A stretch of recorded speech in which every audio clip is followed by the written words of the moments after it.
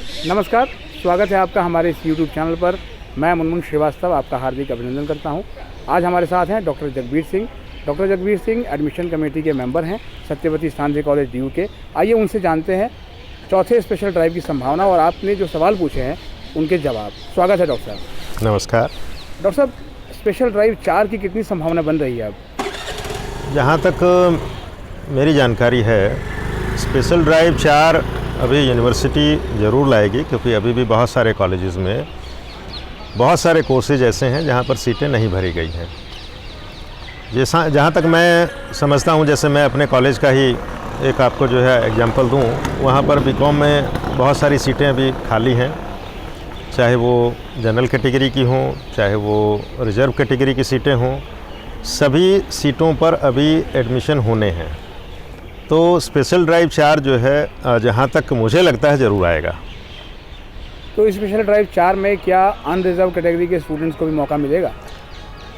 क्योंकि अभी तक अनरिजर्व कैटेगरी की बहुत सारी सीटें बहुत सारे कॉलेजेस में खाली हैं, और पिछला जो ड्राइव स्पेशल ड्राइव जो 3 आया था, उसमें चूँकि यूनिवर्सिटी ने केवल उसे रिजर्व कैटेगरी के लिए ही रखा था, और उसके बाद भी हम देख रहे हैं कि बहुत सारे कॉलेजेस में जनरल कैटेगरी की सीटें बहुत सारी बची हुई हैं। तो बहुत हद तक ये संभावना है कि चौथे ड्राइव में रिजर्व कैटेगरी के अलावा जो यूआर कैटेगरी है उसमें भी खोला जाएगा, और जहाँ तक मुझे लगता है कि ये ज़रूर आना चाहिए।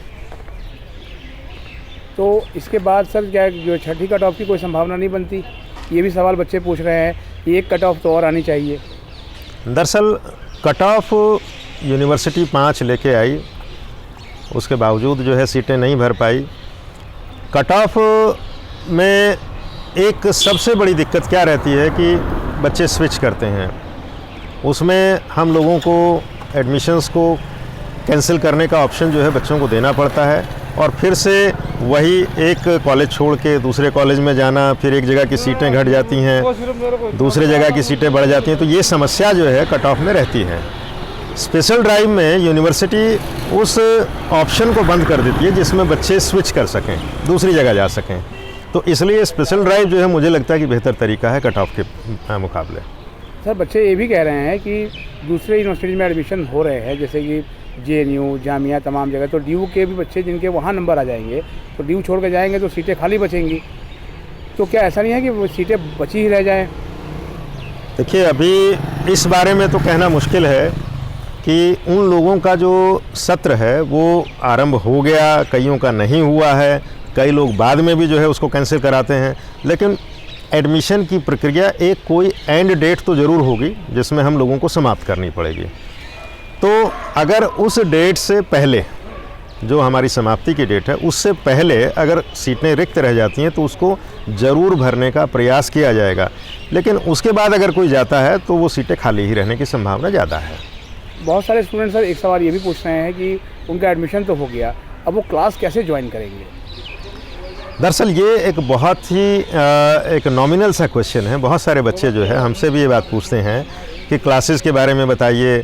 इसके लिए जो है एक सबसे अच्छा उपाय ये है कि आप अपने कॉलेज के ऑफिस में संपर्क कीजिए, ऑफिस का नंबर लीजिए, क्योंकि क्लासेस को जनरेट करने का जो काम है वो ऑफिस करता है। आपको ईमेल आईडी भी प्रोवाइड की जाएगी। ईमेल आईडी के अलावा आप लोगों की जितनी भी क्वेरीज़ हैं कि एडमिशन जो आपका जो हो रहा है, उस एडमिशन में आपको कौन कौन से सब्जेक्ट्स मिले हैं, कौन कौन से टीचर हैं, वेबसाइट्स पे जो है आपका जो टाइम टेबल है वो अपलोड रहता है, वहाँ देखिए। बहुत सारे कॉलेजेस ने ऐसा किया है कि वेबसाइट में टाइम टेबल के साथ साथ टीचरों के फ़ोन नंबर भी दे दिए हैं, जैसे हमारे यहाँ हम लोगों ने ऐसा किया है। तो उससे ये फ़ायदा रहता है कि आप डायरेक्ट अपने टीचर को फ़ोन करके क्लासरूम में अपने आप को ऐड करा सकते हैं। सर, डीयू में स्कॉलरशिप के फॉर्म भी निकल गए हैं। कुछ बच्चों का ये भी सवाल है कि उन्हें उनका रोल नंबर नहीं मिला अभी तक, तो कैसे रोल नंबर कैसे जनरेट? देखिए, ये सवाल उसी सवाल से जुड़ा हुआ है कि हमारा क्लासेस कब होंगी। क्लासेस तभी आपकी जनरेट हो पाएंगी जब आपका रोल नंबर जनरेट हो जाएगा। रोल नंबर जनरेट कराने के लिए, क्योंकि ये ऑटोमेटिक प्रक्रिया है, इसमें कॉलेज जैसे ही एडमिशन होता है तो उस बच्चे को रोल नंबर वो प्रोवाइड करते हैं। ये हो सकता है कि कुछ जो है 1-2 दिन बाद जो है आपको जो है ईमेल भेजें उसके लिए, या कुछ जो है एडमिशन होते ही आपको भेज दें। थोड़ा सा उसके लिए इंतज़ार कीजिए। कॉलेज जो है आपको ज़रूर ईमेल भेजेगा और जो भी आपकी क्वेरीज़ हैं उससे रिलेटेड अगर फिर भी आप संतुष्ट नहीं हैं तो कॉलेज के ऑफिस में आप संपर्क कीजिए। एक सवाल सर, जो बच्चों के पेरेंट्स ज़्यादा पूछ रहे हैं कि जो स्पेशल ड्राइव में क्यों नहीं वेटिंग लिस्ट बना दी जा रही है, बार बार ये ड्राइव निकाली जाती है।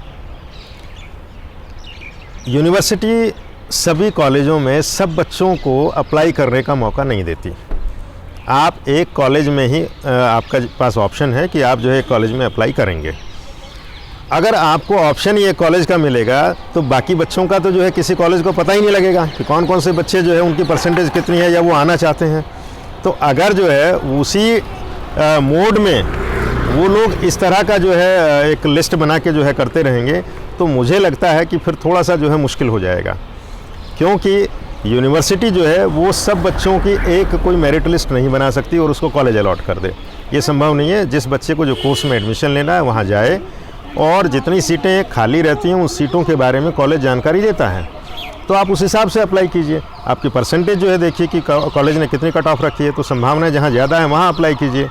तो ये संभव नहीं है कि वो पूरी मेरिट लिस्ट जो है वो यूनिवर्सिटी बना के और अपलोड कर दें, वो संभव नहीं है। वो कॉलेज वाइज जो है वो बनती हैं और उसमें बच्चे को एक ही ऑप्शन मिलता है। इसलिए आप ये ज़रूर ध्यान रखिए कि जहाँ आपकी संभावना ज़्यादा है केवल वहीं पे अप्लाई करें, सीटें देख के। स्पेशल ड्राइव में सर जो है वो एडमिशन में ट्रांसपेरेंसी कितनी है? कुछ बच्चे शक भी जता रहे हैं।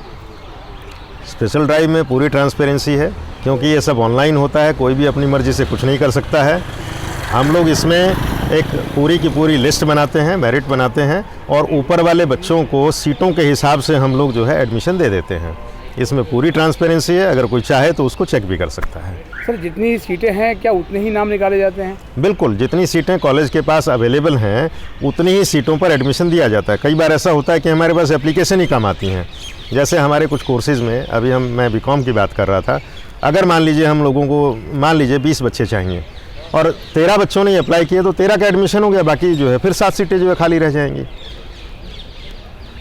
यानी कहने का मतलब है कि कोई वेटिंग लिस्ट नहीं है, जितनी सीटें उतनी लिस्ट। इसमें हम लोग जो लिस्ट बनाते हैं, लिस्ट तो सब बच्चों की बनाते हैं जिन्होंने अप्लाई किया है, लेकिन ऊपर वाले बच्चों को मेरिट के हिसाब से हम सीट के अनुसार एडमिशन दे देते हैं। सर दाखिले का लगभग अंतिम चरण चल रहा है, इस लेवल पे आप स्टूडेंट्स को क्या एडवाइस देंगे? जिन बच्चों ने अभी तक एडमिशन नहीं लिया है उन लोगों के लिए मेरी ये सलाह है कि जहाँ भी एडमिशन मिले, जहाँ भी किसी भी कॉलेज में, अच्छा और बुरा कॉलेज कोई नहीं होता, कोर्स देखें।